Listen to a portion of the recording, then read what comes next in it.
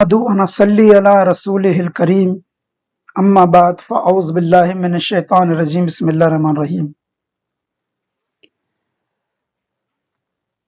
आज का जो बयान है वो लोहे महफूज क्या है और औलिया कराम की निगाह क्या है। तो सब में पहले तो ये है कि लोहे महफूज किसे कहते हैं।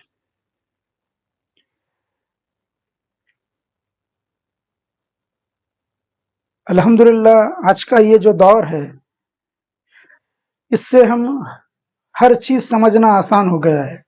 जो हमारी टेक्नोलॉजी है उसकी वजह से हम हर चीज़ बहुत बआसानी समझ सक रहे हैं और समझा भी सक रहे हैं।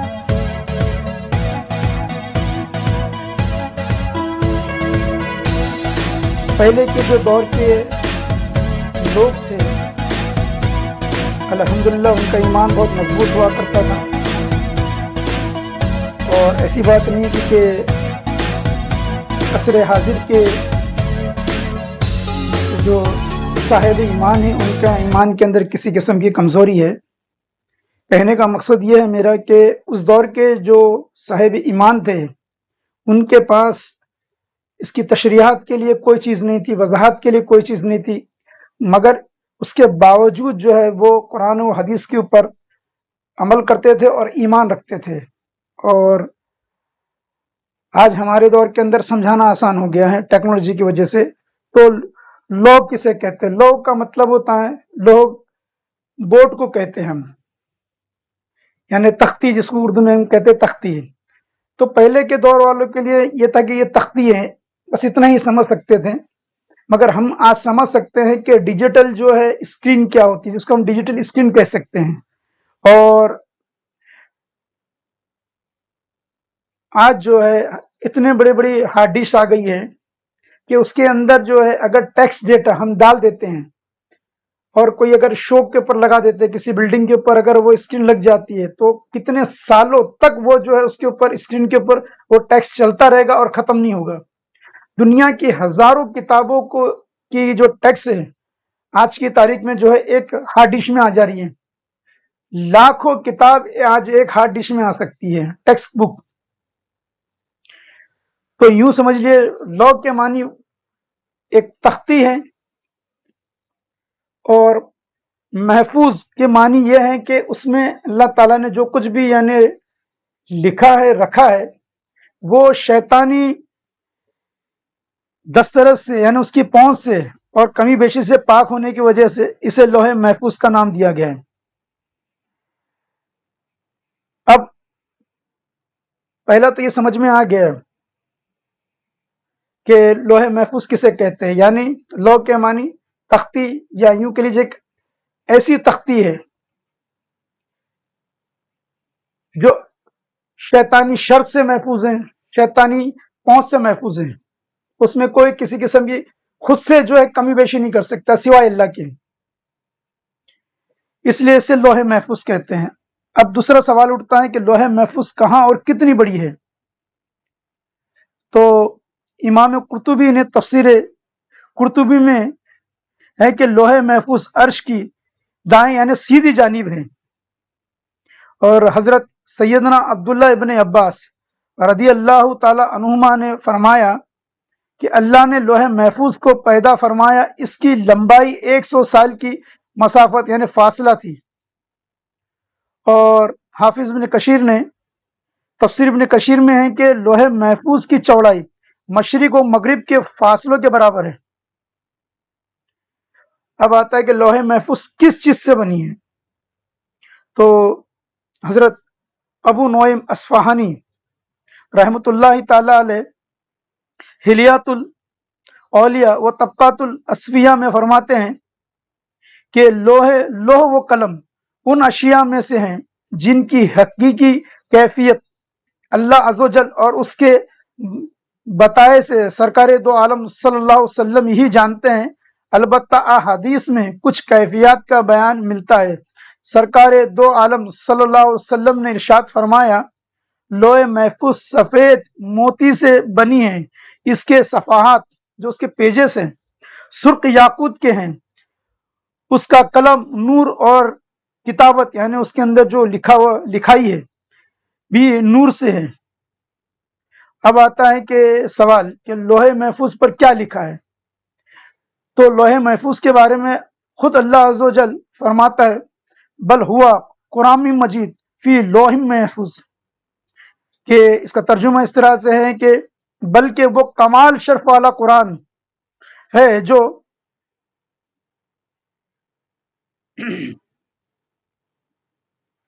شرف والا قرآن ہے جو لوح محفوظ میں لکھا ہوا ہے۔ قرآن کریم اپنی یعنی اس کا معنی یہ ہے کہ قرآن کریم جو ہے وہ اپنی اصل صورت میں لوح ازل سے لوح محفوظ میں موجود تھا، پھر وہاں سے آسمان دنیا پر اور اس کے بعد حسب موقع حضور نبی کریم صلی اللہ علیہ وسلم پر نازل ہوا۔ صرف قرآن مجید ہی نہیں، تمام کتب سماویہ یعنی آسمانی کتابیں اور تمام آسمانی صحیفوں کی اصل لوح محفوظ میں محفوظ ہیں۔ اب ایک حدیث مبارکہ ہے کہ سنن ابو داؤد میں حدیث نمبر 4700 ہے، جس میں رسول اکرم صلی اللہ علیہ وسلم نے فرمایا سب سے پہلی چیز جسے اللہ تعالیٰ نے پیدا کیا قلم ہے۔ اللہ تعالیٰ نے اس سے کہا لکھ۔ قلم نے عرض کیا اے میرے رب میں کیا لکھوں؟ اللہ تعالیٰ نے کہا قیامت تک ہونے والی ساری چیزوں کی تقدیریں لکھ، قیامت تک ہونے والی ساری چیزوں کی تقدیریں لکھ۔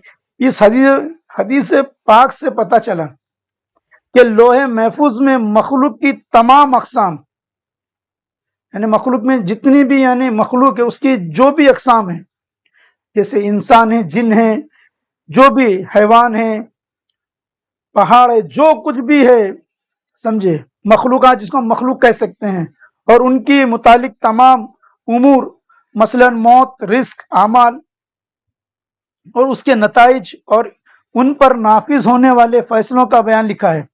تو لوح محفوظ میں جو کچھ لکھا ہے اسے قضا و تقدیر بھی کہتے ہیں، یعنی اس کے اندر ہر چیز کی ڈیٹیل ہے، ہر چیز کی ڈیٹیل، یہاں تک کہ انسان کا جو ڈی این اے ہے اس ڈی این اے کی پوری ڈیٹیل جو ہے اس لوح محفوظ میں موجود ہے۔ یعنی جیسے اگر آپ سے دیکھو گے تو آپ سے لے کے سیدنا آدم السلام تک کا جو ڈی این اے کی جو ڈیٹیل ہے وہ بھی اس کے اندر موجود ہے، یعنی ہر چیز موجود ہے اس میں، ہر چیز کا اللہ نے تذکرہ فرمایا ہے۔ اب آتا ہے کہ سب میں پہلے اللہ تعالیٰ نے لوح محفوظ پر کیا لکھا؟ تو صحیح بخاری شریف کی حدیث ہے 7422 نمبر ہے، تو رسول اللہ صلی اللہ علیہ وسلم نے فرمایا جب اللہ تعالیٰ نے مخلوق کو پیدا کرنے کا فیصلہ کیا تو ایک کتاب لکھی یعنی لوح محفوظ کہ میری رحمت، اس میں لکھا کہ میری رحمت میرے غضب پر غالب آ گئی، وہ کتاب اللہ تعالیٰ کے پاس عرش کے اوپر ہے۔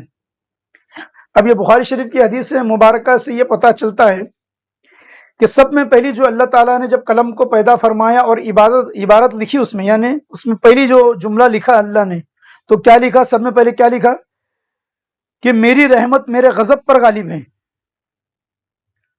اور وہ کتاب اللہ تعالیٰ کے پاس عرش کے اوپر ہے۔ تو اب یہ اللہ تعالیٰ نے خود بتا دیا کہ یہ لوح محفوظ کہاں ہے؟ تو عرش پر ہے۔ تو اب یہ بات سمجھ میں آ گئی ہے کہ اس میں اللہ تعالیٰ نے لوح محفوظ میں اینڈ تک کا یعنی دنیا کی ہر پروگرامنگ میں جو ہونے والا ہے، کائنات کے ذرے ذرے میں جو الیکٹران، پروٹون، نیوٹرون کی جو بھی یعنی اس کی اپنی رفتار ہے، ہر چیز اس کے اندر موجود ہے۔ تو انسان کی ہر تقدیر یعنی مخلوق کی تمام مخلوقات کی تقدیر اس کے اندر، امر اس کے اندر موجود ہے۔ تو یعنی انسان کیا کرنے والا ہے، کیا نہیں کرنے والا ہے، کیا ہونے والا ہے، کیا نہیں ہونے والا ہے، وہ ہر چیز وہاں موجود ہے۔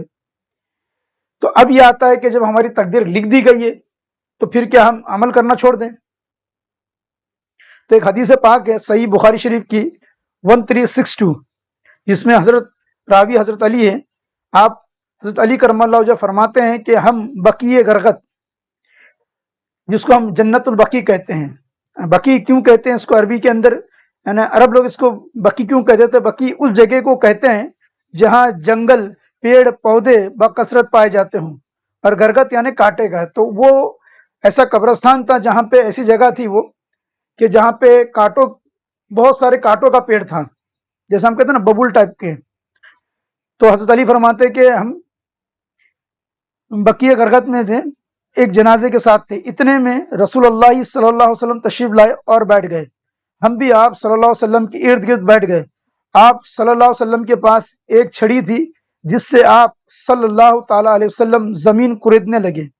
پھر آپ صلی اللہ علیہ وسلم نے فرمایا کہ تم میں سے کوئی ایسا نہیں یا کوئی جان ایسی نہیں جس کا ٹھکانہ جنت اور دوزخ دونوں جگہ نہ لکھا گیا ہو، اور یہ بھی کہ وہ نیک بخت ہوگی یا بد بخت. یعنی نبی کریم صلی اللہ علیہ وسلم نے جب یہ بات پیش کی کہ یعنی ہر ایک کی تقدیر لکھی جا چکی ہے کہ وہ نیک بخت ہوگا، بد بخت ہوگا، جنتی ہوگا، جہنمی ہوگا، یعنی ہر چیز یعنی وہ لکھی جا چکی ہے اس کی تقدیر. تو ایسے میں ایک صحابی رسول نبی کریم صلی اللہ علیہ وسلم سے عرض کرتے ہیں کہ یا رسول اللہ، پھر کیوں نہ ہم اپنی تقدیر پر بھروسہ کر لیں اور عمل چھوڑ دیں. جب سب لکھا جا چکا ہے تو پھر ہم اپنی تقدیر پہ بھروسہ کر کے بیٹھ جاتے ہیں اور سب چھوڑ دیتے ہیں، عمل کرنا چھوڑ دیتے ہیں. کیونکہ جس کا نام نیک دفتر میں لکھا ہے وہ ضرور نیک کام کی طرف رجوع ہوگا، اور جس کا نام بد بختوں میں لکھا ہے وہ ضرور بدی کی طرف جائے گا. تو نبی کریم صلی اللہ علیہ وسلم نے فرمایا عمل کرتے رہو کہ ہر شخص کو توفیق دی گئی ہے. عمل کرتے رہو کہ ہر شخص کو توفیق دی گئی ہے کہ جن کا نام نیک بختوں میں ہے ان کو اچھے کام کرنے میں ہی آسانی معلوم ہوتی ہے، اور بد بختوں کو برے کام میں آسانی نظر آتی ہے. تو نبی کریم صلی اللہ علیہ وسلم نے کہا کہ ابھی تمہیں پتا تھوڑی ہے کہ کیا ہے، اور تم پتا کیسے کرو گے؟ تم جنت کی جہنم، تو تم وہ اعمال کرتے رہو گے، یعنی اس عمل کو کرنے میں جو نیک بخت ہے اس کو نیک اعمال کرنے میں آسانی ہوگی، اور جو بد بخت ہے اسے برے کام کرنے میں آسانی، اس میں مزہ آئے گا اسے، ایک طرح سے سمجھ لیجیے. تو اب یہاں پہ لوح محفوظ کے تعلق سے جو بھی سوالات تھے وہ سمجھ میں آ گئے. اب آتا ہے کہ نگاہ اولیاء کیا ہے. تو صحیح بخاری شریف کی حدیث نمبر 6502 میں ہے کہ اللہ تعالیٰ فرماتا ہے کہ جب بندہ میرا مقرب ہو جاتا ہے تو میں اس سے محبت کرنے لگ جاتا ہوں. سبحان اللہ. پھر جب میں اس سے محبت کرنے لگ جاتا ہوں تو میں اس کا کان بن جاتا ہوں جس سے وہ سنتا ہے. کیا بات ہے. اللہ تعالیٰ فرماتا ہے میں اس کے کان بن جاتا ہوں جس سے وہ سنتا ہے، اس کی آنکھ بن جاتا ہوں جس سے وہ دیکھتا ہے، اس کا ہاتھ بن جاتا ہوں جس سے وہ پکڑتا ہے، اس کا پاؤں بن جاتا ہوں جس سے وہ چلتا ہے.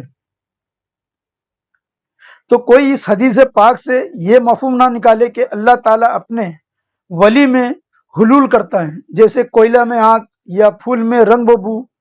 تو خدا تعالیٰ حلول سے پاک ہے، اور یہ عقیدہ رکھنا کفر ہے.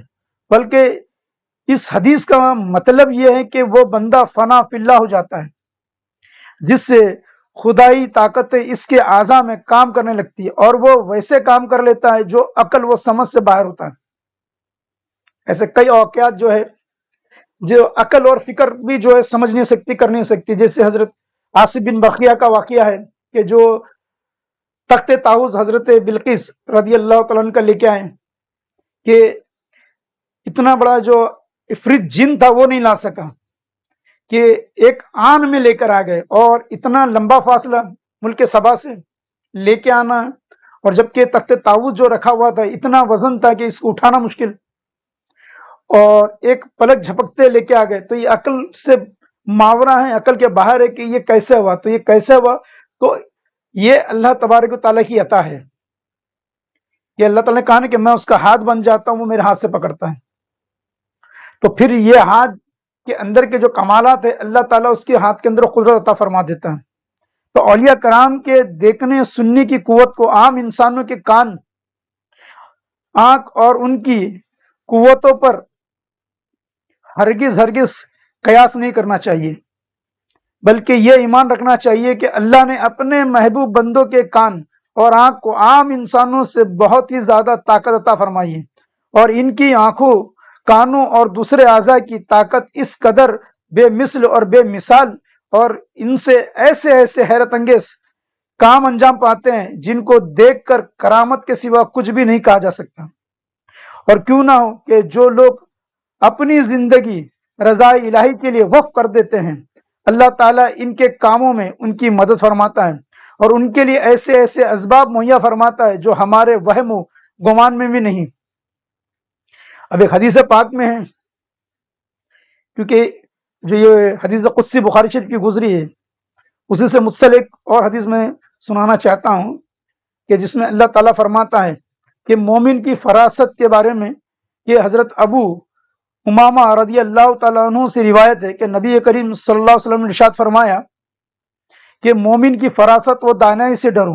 مومن کی فراست و دانائی یعنی مومن کی نظر سے اور اس کے فہم سے ڈرو، وہ اللہ کے نور سے دیکھتا ہے۔ کس کے؟ اللہ کے نور سے۔ اب جو اوپر والی جو حدیث تھی اس میں اللہ تعالیٰ فرماتا ہے بخاری شریف کے اندر کہ میں ان کے آنکھ بن جاتا ہوں، وہ میری آنکھ سے دیکھتے ہیں، ٹھیک ہے۔ اور اس حدیث پاک میں ہے کہ مومن کی نظر سے ڈرو، فراست سے ڈرو، کیونکہ وہ اللہ کے نور سے دیکھتے ہیں۔ تو وہ بے شک، اور امام قرطبی نے اپنی تفسیر میں فرماتے ہیں کہ امیر المومنین حضرت سیدنا عثمان غنی رضی اللہ تعالیٰ عنہ کے دور خلافت میں ایک مرتبہ ایک شخص حضرت عثمان غنی رضی اللہ تعالیٰ کی بارگاہ میں حاضری کے لیے جا رہا تھا کہ راستے میں ایک اجنبی عورت پر اس کی نگاہ پڑ گئی۔ جب حضرت عثمان غنی رضی اللہ تعالیٰ عنہ کی خدمت میں حاضر ہوا تو انہوں نے فرمایا، ہمارے پاس بعض حضرات اس حالت میں آتے ہیں کہ ان کی آنکھ میں زنا کا اثر ہوتا ہے۔ اس شخص نے عرض کی کہ ابھی وہی بند نہیں ہوئی، یعنی میرے حال سے واقف ہو گئی کہ میں نے ابھی یہ جو چیز یعنی میں نے دیکھا، تو ان کو کس طرح سے خبر ہو گئی؟ یہ کوئی وحی نازل ہوئی؟ فرمایا یہ وحی نہیں بلکہ مومن کی فراست ہے، کہ مومن کی جو فراست ہے یعنی مومن کی جو نظر ہے، کیونکہ وہ اللہ کے نور سے دیکھتا ہے اور اللہ کے نور سے کوئی چیز چھپ نہیں سکتی، پوشیدہ نہیں ہو سکتی۔ حضرت مولانا رومی رحمۃ اللہ علیہ اپنی مثنوی شریف میں فرماتے ہیں، لوح محفوظ است پیش اولیاء، است محفوظ است محفوظ است خطا، یعنی لوح محفوظ اولیاء اللہ کے پیش نظر ہوتا ہے جو کہ ہر خطا سے محفوظ ہوتا ہے۔ مولانا رومی رحمۃ اللہ علیہ اپنے اشعار میں کہتے ہیں کہ جو اللہ کے اولیاء کرام ہیں جو بے خطا ہیں، تو ان کے سامنے جو ہے لوح محفوظ ہوتا ہے۔ تو ایسے کئی واقعات جو ہے اولیاء کرام کے مل جاتے ہیں کہ جب وہ بتا دیتے ہیں یعنی آگے کے جو حالات وغیرہ جو ہے، تو اللہ تعالیٰ ان کے اوپر منکشف فرما دیتا ہے یا ان کی نظر لوح محفوظ تک پہنچ جاتی ہے۔ حضرت سیدنا غوث اعظم رضی اللہ تعالیٰ عنہ قصیدہ غوثیہ میں فرماتے ہیں کہ میں اللہ کے تمام شہروں کو اس طرح دیکھتا ہوں جس طرح ہتھیلی پر رائی کا دانہ ہے۔ میں اللہ تعالیٰ کی تمام شہروں کو، جتنے بھی شہر ہوں گے، اب یہاں پہ شہروں سے مراد خالی یہاں کے شہر نہیں، جتنے بھی ہوں گے تمام، یعنی تمام عالم میں جتنے عالم ہیں ان میں جتنے شہر ہوں گے وہ تمام شہر میں کس طرح سے دیکھتا ہوں؟ جیسے ہتھیلی پہ کوئی رائی کا دانہ ہوتا ہے، اس طرح سے دیکھتا ہوں۔ اور مزید ارشاد فرماتے ہیں، مجھے اپنے رب عز و جل کی عزت کی قسم کہ تمام سعادت مند اور بدبخت مجھ پر پیش کیے جاتے ہیں، میری آنکھ لوح محفوظ پر لگی ہے، یعنی لوح محفوظ میرے پیش نظر ہے۔ سبحان اللہ۔ اس لیے تو کہتے ہیں کہ نگاہیں مرد مومن سے بدل جاتی ہے تقدیر ہے، کوئی اندازہ کر سکتا ہے ان کے زور بازو کا؟ تو حضور سیدنا غوث پاک فرماتے ہیں کہ جب یعنی لوح محفوظ میری نظر میں کیوں ہوتا ہے، لوح محفوظ کو دیکھ سکتے ہیں اللہ کے ولی، کیونکہ اللہ تعالیٰ ان کی آنکھ بن جاتا ہے اور ان کو اپنا نور عطا فرما دیتا ہے اس وجہ سے، اور اللہ کی آنکھ سے ہی لوح محفوظ دیکھا جا سکتا ہے۔ اور جس طرح سے بخاری شریف کی حدیث پاک تھی کہ اللہ تعالیٰ فرماتا ہے کہ میں ان کی آنکھیں بن جاتا ہوں، میرے جو ولی ہوتے ہیں میں ان کی آنکھ بن جاتا ہوں۔ کیا بن جاتا ہوں؟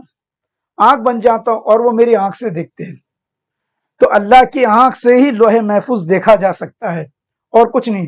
جب وہ دیکھتے ہیں تو وہ سمجھ بھی جاتی ہے نیک بخت ہے بدبخت ہے جو بھی ہے، تو پھر وہ دعا کرتے ہیں۔ کیا کرتے ہیں؟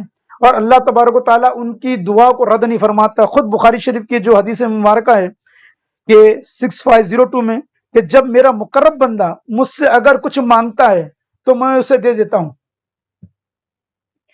یہ حدیث قدسی کے اندر خود اللہ تعالیٰ فرماتا ہے کہ جب میرا بندہ مجھ سے کچھ مانگتا ہے تو میں اسے دے دیتا ہوں، اسے خالی نہیں لوٹاتا۔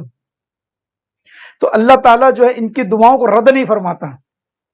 تو کیا ہوتا، ان کی دعاؤں سے جو ہے تقدیریں بدل جاتی، اس لیے تو کہا گیا نا، نگاہیں مرد مومن سے بدل جاتی ہے تقدیریں، کوئی اندازہ کر سکتا ہے ان کا زور بازو کا۔ ایک دفعہ کا واقعہ ہے حضور سیدنا غوث پاک رضی اللہ تعالیٰ عنہ کا، کہ آپ کی سواری گزر رہی تھی اور ایک شخص جو ہے بڑے پریشان حال جا رہا تھا، اور آپ اپنی کیف و جس کے حال میں تھے۔ حضور سیدنا غوث پاک وہ شخص کو دیکھتے ہیں کہ بڑا غمزدہ جا رہا ہے، پریشان حال جا رہا ہے، تو آپ نے اس کو بلایا، بولے ادھر آپ، کیا ہوا، غمزدہ کیوں ہے، پریشان حال کیوں ہے؟ وہ کہتا ہے کہ حضور میں تجارت کے لیے جانا چاہتا ہوں۔ تو آپ فرماتے ہیں اس کیف و جذب و کیف کی حال کے اندر کہ چلا جا۔ کہتے کہ وہ شخص تجارت کرنے چلا گیا اور جا کر جو ہے لوٹ آیا۔ آنے کے بعد حضور سیدنا غوث پاک کے بارگاہ میں تحائف پیش کرتا ہے، تحفے پیش کرتا ہے، اور پیش کرنے کے بعد کہتا ہے کہ حضور ایک بات ہے جو میں معلوم کرنا چاہتا ہوں، جو میرے ذہن کے اندر میں پریشان ہوں۔ تو بولے کیا بات ہے، کہو۔ تو شخص کہتا ہے کہ حضور بولے میں جب اپنی پیر کی بارگاہ میں گیا تھا تو میرے پیر و مرشد نے منع فرمایا۔ انہوں نے کہا کہ میں نے لوح محفوظ میں دیکھا ہوں کہ تو اگر اس تجارت کو جائے گا تو تجھے نقصان پہنچے گا، تجھے ضر پہنچے گا۔ تو اسی وجہ سے جب میرے پیر و مرشد نے منع فرما دیا تو میں جو ہے غمزدہ پریشان حال گیا، کیونکہ یہ تجارت میرے لیے بہت مفید تھی اور مفید ہوئی بھی۔ تو میں پریشان حال ہوں کہ میرے پیر و مرشد نے تو یہاں یہ فرمایا کہ لوح محفوظ میں نے دیکھا اور اس میں یہ بات لکھی ہوئی تھی، اور پھر جب میں آپ کی بارگاہ سے گزر رہا تھا، جب آپ کی سواری گزر رہی تھی اور آپ نے جب فرما دیا کہ آپ جاؤ، آپ وقت کے غوث ہیں، تو کیا معاملہ تھے، کیا میرے پیر نے کچھ غلط فرما دیا، تو کیا معاملہ تھے؟ تو حضور سیدنا غوث پاک رضی اللہ تعالیٰ عنہ کہتے ہیں یہ بتاؤ جب تم تجارت کر کے لوٹ رہے تھے تو تم نے جو ہے خواب کیا دیکھا؟ تو بولے میں نے خواب یہ دیکھا ہوں کہ ہمارا قافلہ جو ہے ایک وادی میں پہنچا ہے، ہم آرام کرنے کے لیے سب اترے ہیں، اور اتنے میں کیا دیکھتے ہیں کہ کچھ ڈاکوؤں آتے ہیں اور ہمارے جو ہے قافلے کو گھیر لیتے ہیں اور مجھے پکڑ لیتے ہیں اور مجھے مارتے ہیں، زرکوب کرتے ہیں، اور میرے تمام جو بھی ساز و سامان تھا، میرے جو اشرفیاں تھیں، جو کچھ بھی تھا، وہ سب جو ہے مجھ سے چھین لیتے ہیں اور مجھے کافی زخم پہنچاتے ہیں، اور پھر یہ میں دیکھ رہا تھا کہ میری آنکھ کھل گئی۔ تو حضور سیدنا غوث پاک رضی اللہ تعالیٰ عنہ کہتے ہیں کہ تیرے پیر نے جو دیکھا لوح محفوظ میں وہ صحیح تھا، غلط نہیں تھا، وہ صحیح تھا۔ ہوا یہ کہ بولے تیرے پیر نے تجھے برابر بتایا، لیکن میں کیف و جذب میں تھا، تو اللہ تبارک و تعالیٰ نے جو ہے میری زبان کو رکھ لیا، اور جو واقعہ تیرے ساتھ میں حقیقی ہونے والا تھا، اللہ تعالیٰ نے میرے دعا سے اس واقعے کو خواب میں تبدیل کر دیا۔ یہ واقعہ ہوا مگر خواب میں تبدیل ہو گیا۔ سمجھے آپ؟ کبھی کبھی ہم کو اس طرح سے بھی خواب نظر آتے ہیں کہ جیسے کہ وہ حقیقی ہمارے ساتھ میں ہوا۔ تو کیوں ہو گیا؟ ہو سکتا ہے کہ کسی کی دعا کی وجہ سے جو ہے، ہم دیکھتے ہیں نا کبھی میرے ساتھ میں ایسا حادثہ ہو گیا کہ بولے میں خواب میں دیکھ رہا ہوں کہ میں راستہ جو ہے پار کر رہا ہوں، اتنے میں مجھے کوئی کار والا آ کے ٹکر مار دیتا ہے۔ تو یہ واقعہ ہو سکتا ہے کہ اصل ہونے والا ہوگا، اسی طرح سے لکھا ہوگا، مگر کسی کی دعا کی وجہ سے، جو آپ نے خیرات کی، وہ صدقہ کی، کسی نے بھی والدین کی دعا سے، استاد کی دعا سے، پیر کی دعا سے، کسی وجہ سے، وہ دعا کی وجہ سے وہ آنے والی جو بلا تھی وہ خواب میں بدل دی گئی۔ تو اللہ کے ولیوں کو اللہ نے وہ طاقت عطا فرمایا ہے کہ وہ لوح محفوظ کو دیکھ سکتے ہیں، اور اس کے اندر دیکھنے کے بعد وہ اللہ سے جو ہے اللہ کی بارگاہ میں عرض کر کے جو ہے اس کے معاملات میں تبدیلی بھی فرما سکتے ہیں۔ اور اللہ تعالیٰ جو ہے، اللہ پہ کسی قسم کا نہ واجب ہے نہ فرض ہے کہ آپ یہ نہیں کہتے اللہ کے اوپر کوئی فرض ہے، کوئی فرض نہیں، کوئی واجب نہیں، کیونکہ تدبیر جو دعا جو ہے وہ تدبیر میں شمار ہیں، اور اللہ تبارک و تعالیٰ دعا اور تدبیر کو قبول فرماتا ہے۔ تو اولیاء کرام کی جو نگاہیں ہیں، اولیاء کرام کا جو مراتب ہے، اولیاء کرام کے جو تصرفات ہیں، اس پہ تو بہت بولا گیا ہے۔ یہ چند بات جو میں سمجھانے کے لیے کہا ہے کہ خالی محض لوح محفوظ کو مت سمجھو، اس کے اور بھی بہت باطنی معنی ہیں کہ جو یعنی اپنے روحانیت میں جب وہ مقام طے کرنے لگتا ہے اور ولایت کے جب مقام پہ پہنچتا ہے ذکر روحی وغیرہ کے ذریعے اور پیر کے بتائے ہوئے طریقے سے، تو تب اس کے اوپر کچھ چیزیں منکشف ہونے لگتی ہے، اور کبھی کچھ چیزیں جو ہے اس کو جو ہے اللہ تعالیٰ جو ہے کشف کے ذریعے بھی دکھاتا ہے۔ تو یہ بے کیف ہوتی ہے، جس کو سمجھانے کے لیے الفاظ نہیں ہوتے ہیں، بے کیف چیز ہوتی ہے۔ جیسے آپ کوئی چیز لذت لے لے اور آپ کو بہت اچھا لگے، آپ بتا نہیں سکتے نا کہ کیا ہے وہ، اسی طرح سے بہت ساری باتیں ایسی ہوتی ہیں اللہ کی جانب سے جو بے کیف ہوتی ہے، اور جو چیزیں بے کیف ہوتی ہیں اس کے لیے الفاظ نہیں ہوتے ہمارے پاس۔ تو میں امید کرتا ہوں کہ اتنی سے بھی جو لوح محفوظ کے اوپر چند جو سوالات تھے اس سے سمجھے ہوں گے، اور جو باطن کے جو لوح محفوظ کے جو کچھ باطنی رموز ہے وہ انشاءاللہ کبھی دوسرے جو بیانات ہیں اس کے اندر میں دوں گا کہ لوح محفوظ کے اور باطنی رموز کیا کیا ہیں، اور ہماری جو تصوف کی تعلیمات میں اس کے کیا مقامات ہیں اور کیا باتیں ہیں اس کے اندر۔ وما علینا الا البلاغ۔